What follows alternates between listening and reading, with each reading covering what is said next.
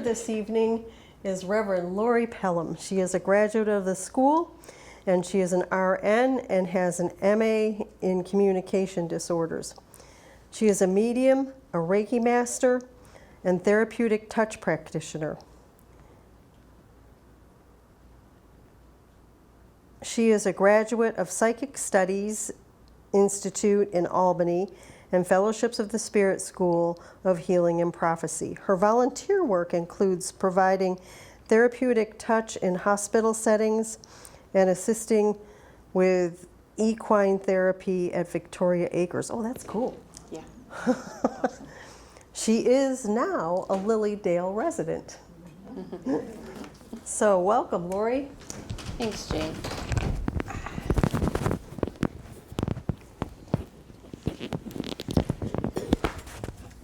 So as Jane already said, we're going to be talking about impermanence tonight. And when I say we're going to be talking, there's going to be hopefully maybe a little bit of audience participation here. Because what I'm going to start out by doing is I'm going to be reading two separate paragraphs. And then I'm going to want you to tell me if you can see what the difference is between them. And if you can't, no big deal. So, paragraph number 1.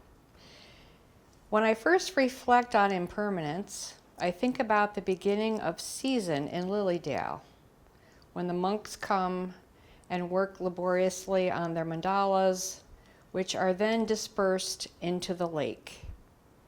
This teaches us to withdraw from our egos and entitled sense of materialism.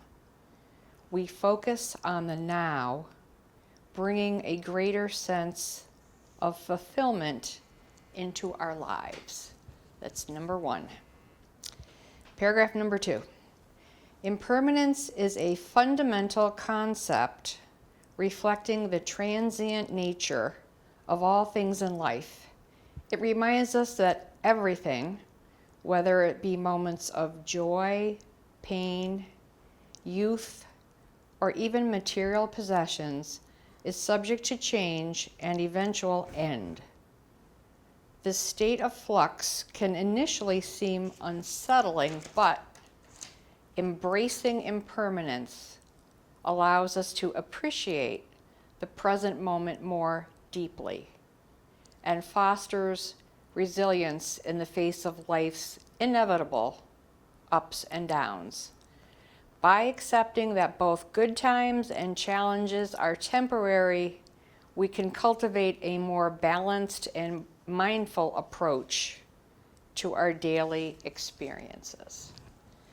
So, any ideas about the different? I think Tiffany knows. Okay. Charlie? It seems to me the first one is more spiritual and the second is more psychological. Now, do people at home, do they hear me? So do I reiterate that? So They can hear you, but they didn't hear Charlie. okay, so Charlie's thinking one is spiritual and one is psychological. Anybody else? Oh, Tiffany, I thought you would. Yeah, Tiffany knows, I'm sure. The first one was in first person, it was your experience, and the second one was a third person or more of a summary. Okay, so another, Tiffany Hopkins, the first one was personal, my experience. The second one was, what did you say? Third person or a summary. Third person or summary. So what it really is yes, I wrote the first one without even thinking. Impermanence is my thoughts, personal experience. Then the second one was generated from AI, artificial intelligence. So first of all, I know nothing about technology. These people here, my friends here, know I don't like, I'm learning about computers, so I'm not an expert in this field. But to me, thinking about AI, how can, things make you feel less permanent than that? So, again, some of you might already know all of this, but I learned a little bit about AI last summer. My friend Colleen Parsons is a nursing instructor. And so she was explaining to me how with AI, you purchase a computer program, you put a few things in, then, like she did for me, she put impermanence, and that whole paragraph just came out like that. And what I also thought was interesting is with her nursing students, they have to write papers, and so they're not allowed to use AI. So they have a program that checks to see if AI is using the AI. I'm just like, it's like too much for me when I start thinking about all of this. And then, I had started writing this a few weeks ago, and then everywhere I go, like with Synchronicity, I see that Oprah is doing a special on AI. Bill Gates is saying it's moving too fast for him. So, it's all over the place. And with it, I do feel a sense of insecurity. Just like in general with technology, when you think about jobs that people probably always thought they were going to have, I mean, we don't have toll collectors anymore. We don't have a lot of grocery checkout people. That's all done. And then if you remember, there was the situation with the television writers where they were being replaced because AI would write the script for them. And there was a big to-do about that. So, it is all around us.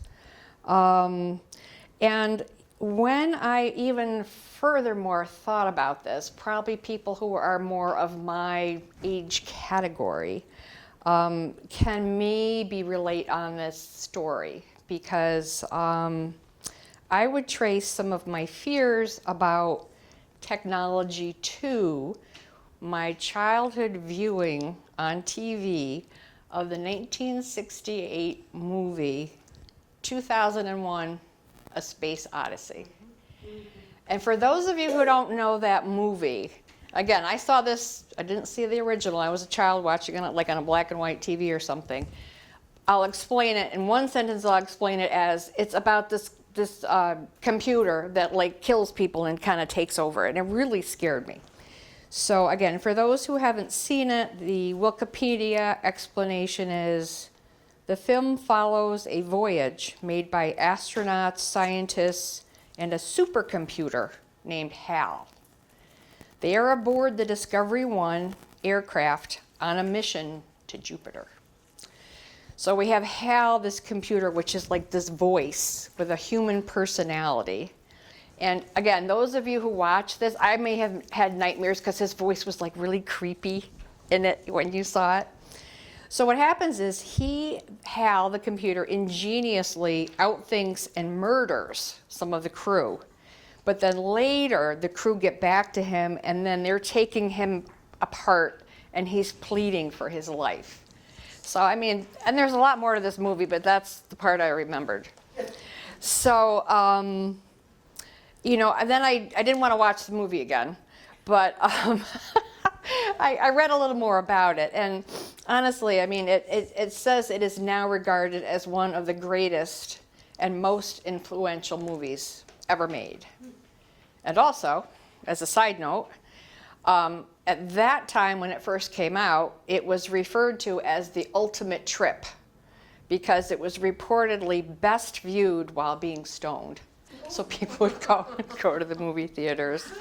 So maybe that's how it got to be so famous. I'm not sure. But again, it also has that theme song, if you remember it. But I mean, really my point is that my little fear with this or insecurity is that you have that feel of not being permanent, that you can be replaced by technology, And there was another thing that Colleen sent to me about people, again, you all may know this, who make holograms of girlfriends and boyfriends. And these are like, they have them like, they're programmed to say certain things or whatever, but they feel like they have a relationship with these AI holograms. So again, blowing my mind. So again, that's some of my thoughts on the AI, but I would say in conclusion, really, if we go back to that first, it was the second paragraph, written by AI. I mean, because it's all human thoughts that were put into it, it does have a lot of best information in it. And the best information I'm drawing from that paragraph regarding impermanence is that we need to embrace it as much as we can. We need to appreciate the moment, and we need to foster resilience. And so the last thing I will leave you with are the words of Joanna Majasinka, who says, "I want AI to do my laundry and dishes so that I can do art and writing, not for AI to do my art and writing so that I have to do my laundry and my dishes." Thank you.